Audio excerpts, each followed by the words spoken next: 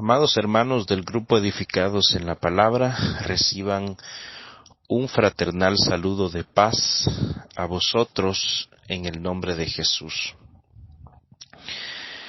Les saluda su hermano en Cristo, el hermano Jimmy Inglés, desde la República de El Salvador. Este día tenemos un tema que está estrechamente relacionado con una de nuestras doctrinas distintivas que como iglesia tenemos. Una de las cosas que nosotros tenemos que notar es que nuestra doctrina va en dirección contraria a lo que la mayoría de iglesias cree. La mayoría de iglesias estaría de acuerdo en que cuando las personas mueren, tienen dos destinos inevitables. Uno de ellos es ir al cielo si sus obras han sido buenas, o ir al infierno si sus obras han sido malas. Y yo creo, hermanos, que serán muy pocos o casi nulos los grupos de creencia cristiana que se atreverían a decir que el cielo no es la herencia de los justos. De hecho, para ser sincero, solamente conozco dos organizaciones que enseñan que el cielo no va a ser la morada de los santos. Una de ellas, pues somos nosotros como Iglesia de Dios, y los otros son los testigos de Jehová, con la variante que los testigos de Jehová creen que los 144,000 sí van a estar en el cielo, aunque el resto de personas salvas no. Pero básicamente utilizamos los mismos argumentos, los mismos textos al momento de enseñar que la herencia del justo no está en el cielo, sino en la tierra. Sin embargo, como parte indispensable de esa creencia de habitar para siempre en el cielo, hay un acontecimiento que los protestantes comúnmente llaman el arrebatamiento. El arrebatamiento para muchos es una de sus doctrinas fundamentales, es parte de la cronología profética que ellos entienden se tiene que dar como proceso para llegar al final de toda la historia. El arrebatamiento, según ellos mismos lo plantean, está íntimamente ligado a la ida al cielo. Ahora, yo sé que muchos de nosotros en alguna ocasión hemos tenido la oportunidad de ver algunas quizá películas o canciones cristianas cuyos videos intentan narrar o mostrar cómo supuestamente va a ser esto a lo que ellos le llaman arrebatamiento. Y se supone que en algún momento viene nuestro Señor Jesucristo y se lleva a todos los cristianos de forma misteriosa. Eso es lo que enseña esta doctrina del arrebatamiento. Aparece Jesús de forma misteriosa en un momento inesperado y se lleva a todos los santos. Al realizar esto, se da una catástrofe mundial en todo el mundo, pues porque el desaparecimiento de tantos cristianos, implica muchas cosas. Por ejemplo, según la ficción que ellos mismos han plasmado en sus películas, si hay un piloto que es cristiano y por tanto es arrebatado, y por cierto su ropa es dejada en ese lugar, pues, de donde fue arrebatado, Entonces, si algún creyente iba manejando un avión o un vehículo, estos pierden el control, de manera que se hace un desastre. Sí, los aviones se estrellan, los carros comienzan a chocar, eh, lo mismo con los barcos, pierden su piloto eh, o su conductor, pues, y así empiezan a darse desastres familiares que nunca quisieron creer en Cristo. Se supone que empiezan a buscar a sus familiares cristianos y ya no les encuentran porque ya fueron arrebatados.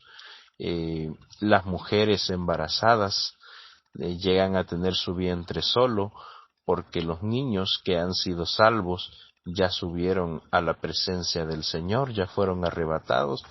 En fin, es una descripción, hermanos, que como película de ciencia ficción suena muy interesante. Es una historia interesante como ciencia ficción. Pero si nosotros ya queremos ir a la Biblia e intentar sustentarla desde el texto bíblico, allí sí ya no se puede, porque la Biblia no apoya semejante historia.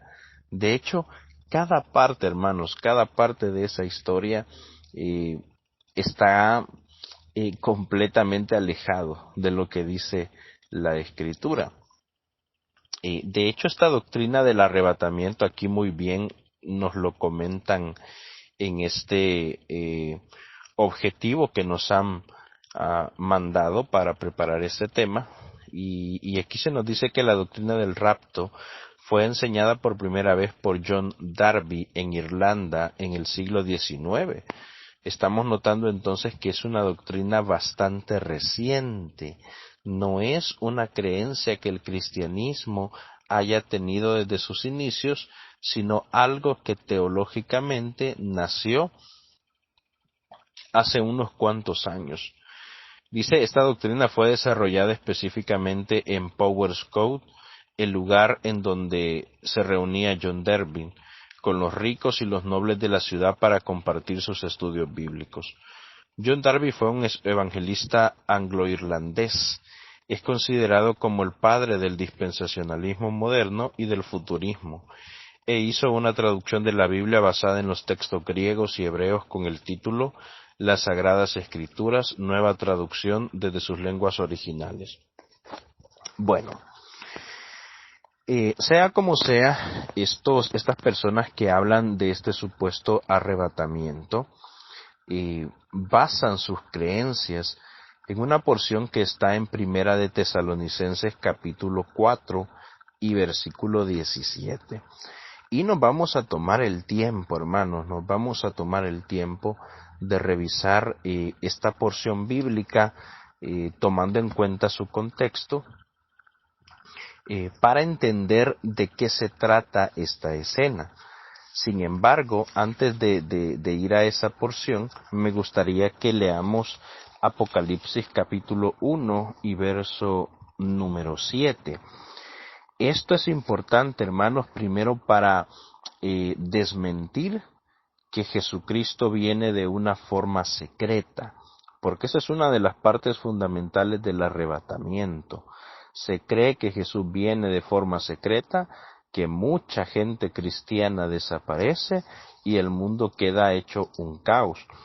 Pero dice Apocalipsis capítulo 1 y verso 7, He aquí que viene con las nubes, refiriéndose a Jesús, y todo ojo, escuche esto, y todo ojo le verá. Y los que le traspasaron, y todos los linajes de la tierra harán lamentación por él. Sí, amén. Bueno, el texto es bastante claro. Todo ojo le va a ver. No es una venida secreta. Si bien la Biblia dice que viene como ladrón en la noche, porque viene, sí, de repente, mientras el mundo se encuentra en sus afanes, en sus vidas, en sus vueltas, en sus quehaceres,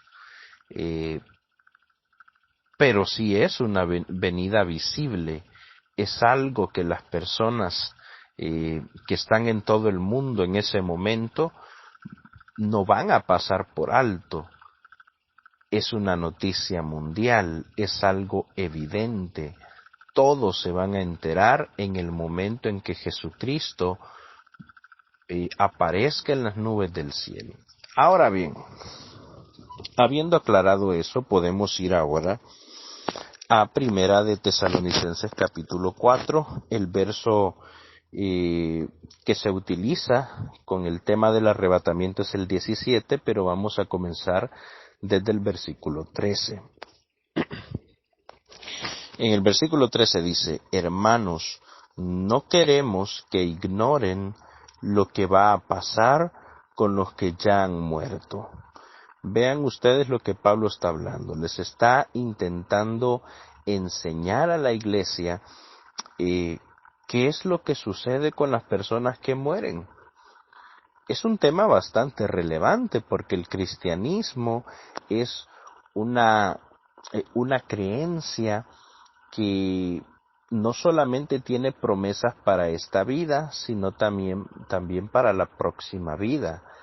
Entendemos que hay una resurrección y es lo que Pablo intenta explicar. Entonces él dice: para que no se entristezcan como los que no tienen esperanza, es decir, cuando ustedes entiendan que hay promesas en la próxima vida, deben tener esperanza, no sentirse desalentados, deben entender que el fin de aquel cristiano que hoy está en el sepulcro, pues no es un final total, sino que hay esperanza de volverlo a ver, esperanza de volver a compartir con aquella persona amada que se ha perdido. Dice el verso 14: ¿acaso no creemos que Jesús murió y resucitó? Así también Dios resucitará con Jesús a los que han muerto en unión con Él. Dice el verso 15: conforme a lo dicho por el Señor, afirmamos que nosotros, los que estemos vivos y hayamos quedado hasta la venida del Señor, de ninguna manera nos adelantaremos a los que hayan muerto. Por cierto, en este momento estoy leyendo en la versión NBI, por si acaso ustedes han notado que hay un cambio con la versión Reina Valera, aunque los cambios son bastante leves. Dice el verso 16: el Señor mismo descenderá del cielo. Ahora, muy interesante que este mismo contexto que ellos utilizan para hablar del arrebatamiento nos está diciendo que esta es una venida visible, como lo que vimos en Apocalipsis 1:7. Fíjense ustedes lo que dice: el Señor mismo, o sea Jesús, descenderá del cielo. Escuchen esto: con voz de mando, con voz de arcángel y con trompeta de Dios. Yo no sé cuándo ustedes han escuchado que una trompeta se toca en secreto y nadie se da cuenta cuando se está tocando. Tocar una trompeta es algo escandaloso. La voz de un arcángel es una voz potente, imposible de ignorar. Por tanto, entendemos que este versículo nos está hablando de algo relevante, algo que va a ser notorio para las personas que estén en ese momento con vida. Dice entonces: el Señor mismo descenderá del cielo con voz de mando, con voz de arcángel y con trompeta de Dios, y los muertos en Cristo resucitarán primero. Bueno, aquí hay dos puntos que nos interesan ver. Primero, tenemos que recordar que cuando Jesús viene, se efectúa lo que nosotros conocemos como la primera resurrección.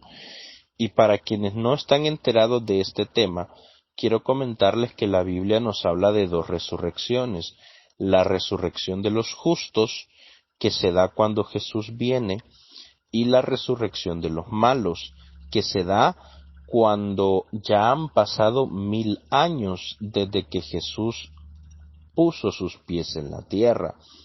Claro, esto merece una explicación detallada muy aparte, que posiblemente vamos a tratar en esta semana doctrinal. Así que por el momento solamente nos interesa eso. Cuando Jesús viene, hay una primera resurrección de justos y cuando pasan 1000 años desde que Jesús vino, se da la segunda resurrección de malvados, ¿sí? De las personas que no hicieron la voluntad del Señor. Bueno, eh, pero también vemos que el verso 16, que es el que estamos leyendo, dice, y con esto, hermanos, hay que tener un especial cuidado porque nos va a servir cuando lleguemos ya al verso 17. Dice que el Señor va a descender del cielo. Escuchen esto, el Señor va a descender del cielo. Esto es importante porque el arrebatamiento viene a explicar que Jesús ni siquiera se asoma al cielo. Es decir, el arrebatamiento se da, como ya hemos venido explicando, de forma secreta. Jesús no es visible para nadie, sino que los cristianos desaparecen y ya. Pero este texto, que es el contexto del verso 17, el que utilizan para fundamentar el arrebatamiento, dice que Jesús va a descender, ¿sí? Él viene a la tierra, y está en el cielo y estando en las alturas va a descender, va a, como ya vamos a ver más adelante, a poner sus pies sobre la tierra. Ahora, teniendo en cuenta estos acontecimientos y estas razones que Pablo tiene para hablar de este tema, ahora sí llegamos al verso 17, que es el más crucial de todos. Dice, y luego los que estemos vivos, los que hayamos quedado, seremos arrebatados juntamente con ellos en las nubes para encontrarnos con el Señor en el aire. Mire qué cosa tan interesante. Mire qué cosa tan interesante. Dice el texto que cuando Jesús viene descendiendo del cielo, nosotros seremos elevados también a las alturas para, dice esta versión, encontrarnos. Sin embargo, la versión Reina Valera 1960 es un poco más específica al decir que nosotros le vamos a recibir a Él. Nosotros subimos para recibir al Señor, porque Él viene en la tierra, a la tierra. Recuerden ustedes esto, Jesús es un ser celestial, digámoslo así, su ciudadanía o su lugar original de nacimiento, por así decirlo, es el cielo, Él es celestial. Mientras nosotros somos seres terrenales, propios, originarios y habitantes de esta tierra. Y como Jesús viene a nuestro lugar, a nuestra nación, si lo quieren ver así, entonces nosotros le vamos a recibir. Esto sería muy similar a lo que hace, por ejemplo, los nacionales de un país cuando alguien viene a su nación. Nosotros acostumbramos, por ejemplo, aquí en El Salvador, cuando un familiar viene de los Estados Unidos, lo vamos a recibir, ¿sí? Lo vamos a recibir al aeropuerto. Y luego no nos quedamos en el aeropuerto, sino que terminamos de entrar a nuestro país y nos asentamos en él, ¿no? O sea, nos llegamos a acomodar en ese lugar. De la misma forma sucede en este descenso que está teniendo Jesús. Jesús, que es un ser celestial, viene descendiendo a la tierra. Nosotros que somos terrenales, vamos a recibirle porque Él viene a nuestro lugar de habitación. Pero ese recibimiento no se queda en el aire. Todavía tiene que terminar de descender y poner sus pies en la tierra. Ahora, hay otro detalle interesante y es que dice que le vamos a recibir en las nubes. Escuchen esto porque es sumamente relevante. nosotros como iglesia comprendemos que existen 3 cielos. El primer cielo, que es a donde están las nubes, al que le podríamos llamar cielo atmosférico.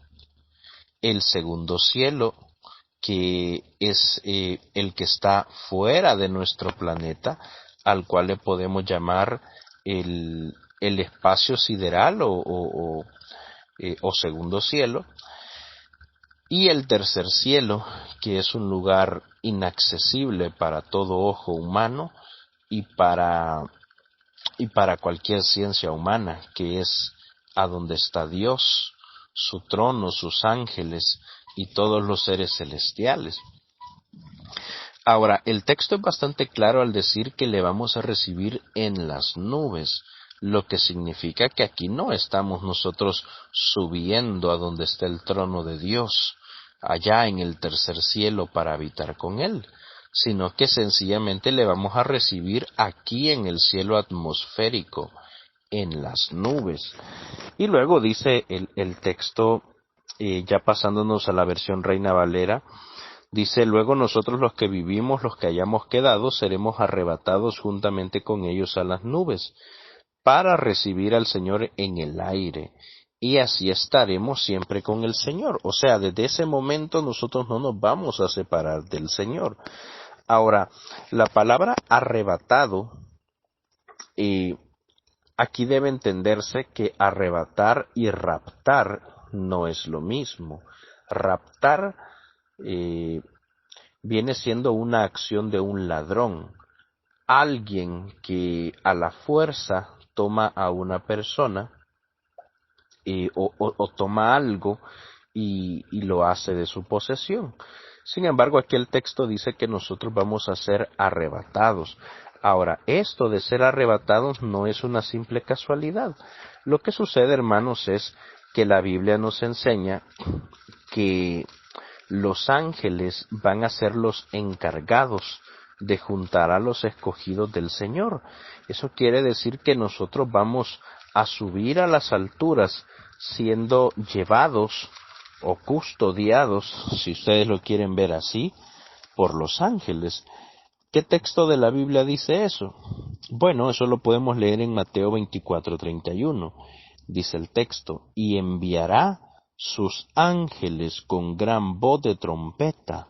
Nuevamente nos habla que no solo Jesús viene con voz de arcángel y voz de trompeta, sino que los mismos ángeles vienen con voz de trompeta. O sea, es un acto espectacular y visible. Entonces dice, verso 31, y enviará a sus ángeles con gran voz de trompeta, y juntarán a sus escogidos de los 4 vientos, desde un extremo del cielo hasta el otro.